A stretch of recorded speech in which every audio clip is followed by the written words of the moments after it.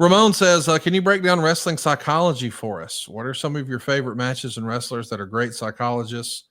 Yeah, I mean, listen, I know you could talk about that until next week's episode, but briefly, the basic psychology of a wrestling match. We'll bring it to that, like the psychology of a match.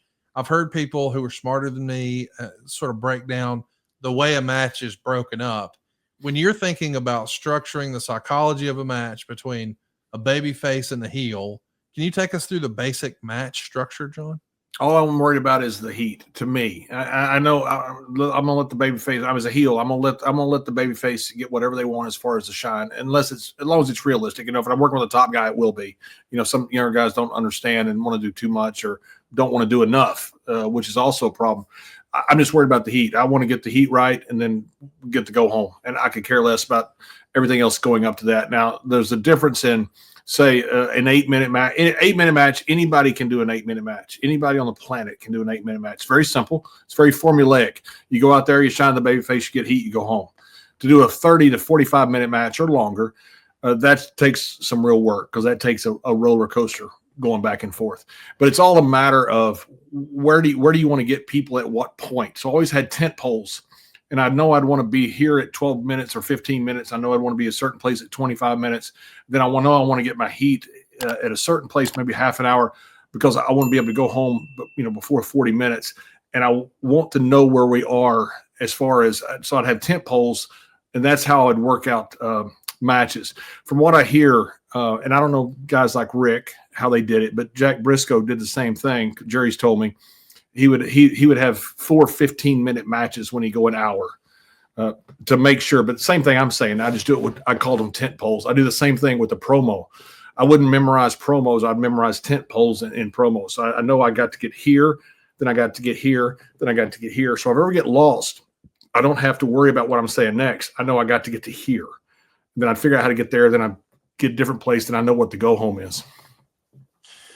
Let's do another question here from Grooney, who says, hey, JBL, what's your favorite wrestler's court story? Do you remember when Mick Foley got brought up on charges for leaving Hardcore Holly at the airport and going to a carnival? Does that ring a bell? No, it doesn't. It kind of does, but no, not really. I don't. No, it doesn't. And the funniest one to me was always going to be Teddy Long selling the free Viagra. That was the best. Viagra had just come out. And Teddy, because he's 184 years old, got Viagra from the doctor, and guy's like, what does this do to you? He goes, oh, it's like a sex super drug. Oh, my God. So everybody wants it, to see what it is. And so Teddy started selling them, and that's when me and Ron took him to court for selling free Viagra. And, he's told the story a million times. So have I. Mae Young was his attorney. It was tremendous. She kept calling it Niagara. She had no idea what it was. It was tremendous. John Collins wants to know, is your book in audio form? He thinks that more wrestling fans would consume wrestler biographies or wrestler books if they were in audio form. Did you ever do an audio book version of yours? Nope, never did. Just wrote the book, and I was happy to write it. I wasn't a big enough name to write. I wanted to write a financial book because I had a passion for that, and I thought I could write a better financial. I really believe it sounds altruistic, but it really was true. I thought I could write a better financial book than what I'd read.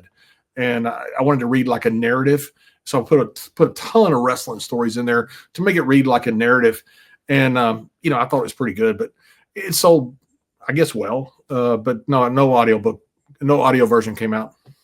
Doorbell wants to know, what move was stiffer, the clothesline from hell or the Dominator? The Dominator.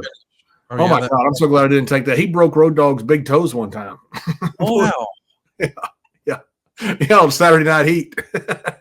Yeah. Oh, my God. Oh, I would hear Ron. It's like a sack of bricks when Ron hit a guy with the Dominator. Now, Ron will tell you that my clothesline is much worse than his Dominator, but I'm telling the story, not him right now, so I get to talk. But when I'd hear, it'd be like a sack of bricks hit the floor.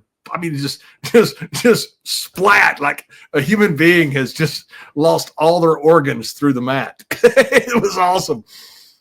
Ron was so freaking strong.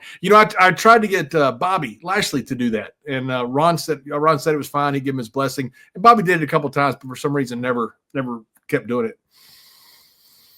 Alex is wanting to know where you draw the line. He wants to know, how do you differentiate someone from being stiff with you versus someone taking it too far? And how patient are you with giving receipts? So is there a line like, hey, if I'm bleeding, that's the line, or if I need a stitch, that's the line, or is it just a gut feeling before you decide, hey, that was an accident, or okay, it's time to return fire?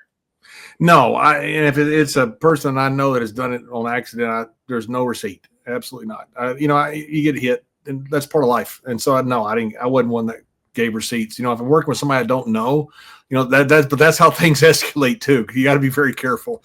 Somebody fires one a little bit hard, and you fire one back, and all of a sudden one of you thinks it's a live round, and then shit escalates. That's how it happens. But that's part of the business, at least the way it was. But no, I was never big on giving receipts, because I figured if guys, we work stiff. And I work stiff, and if guys hit you, that's just part of it. It wasn't a big deal to me. 219 Sosa wants to know, how do you feel about NIL deals in the PC? This is something we've never talked about, but there are name, image, and likeness deals with athletes who are going to be members of the Performance Center. What do you think of that? Where WWE is now reaching out to kids in college and sort of stating their claim. Hey, we want you to come work with us someday. What do you think of that? I think it's something that is a whole new opportunity for kids. I say kids, they're kids to me, but they're grown people if they're in college. I shouldn't call them kids.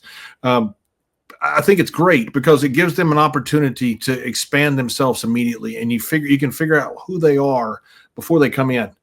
If someone gets an NIL deal and all of a sudden that person takes off either social media wise or some other way, or training wise, or whatever they're doing, that person's got something that you want in them.